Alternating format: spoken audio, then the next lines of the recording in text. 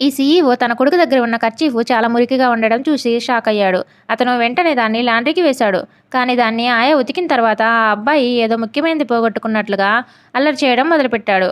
ఆయా గందరగోళంతో నిలబడిపోయింది.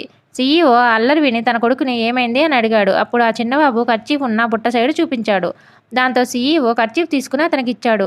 ఆ అబ్బాయి కర్చీఫ్ని స్మెల్ చూసినప్పుడు ఆ బాబుకి అది డిటర్జెంట్ స్మెల్ మాత్రమే వస్తుంది అని గ్రహించాడు. అతను కోపంతో దాన్ని కింద పడేసి తన గదిలోకి పరిగెత్తాడు.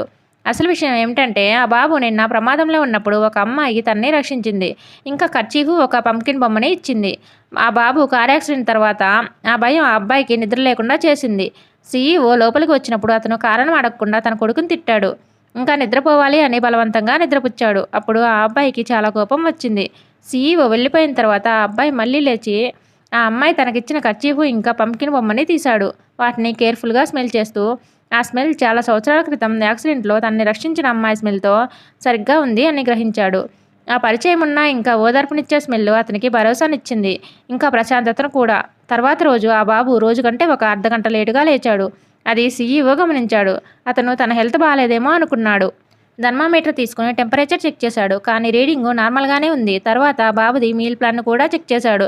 కానీ అది కూడా నార్మల్గానే ఉంది. తన కొడుకు పరిస్థితి నార్మల్గా లేదేమో అని సీఈఓ పొరపాటుగా అనుకున్నాడు. అందుకని ఆ బాబుని హాస్పిటల్కి తీసుకెళ్లమని తన సెక్రటరీకి చెప్పాడు. ఇంతలో ఆ అమ్మాయి వర్క్ చేయడానికి హాస్పిటల్కి అప్పుడే వెళ్ళింది. సడన్గా ఆ అమ్మాయికి ఒక చిన్న బాబు అరవడం విన్నది. ఏంటి అని ఆ అమ్మాయి వెళ్ళి చూసినప్పుడు షాక్ అయింది. ఎందుకంటే అతను నిన్నటి ఆ చిన్న బాబు. ఆ అమ్మాయి తన దగ్గరికి నడిచి పలకరించింది. ఆ బాబుకి బొమ్మకార్లతో ఆడడం ఇష్టం లేదని ఆ అమ్మాయి గమనించింది. అందుకని ఆ అమ్మాయి తనతో కలిసి వేరే చోట ఆడుకుందాం అని పిలిచింది. కానీ ఆ బాబు సాధారణంగా వేరే వాళ్ళతో ఎప్పుడూ కలవడు.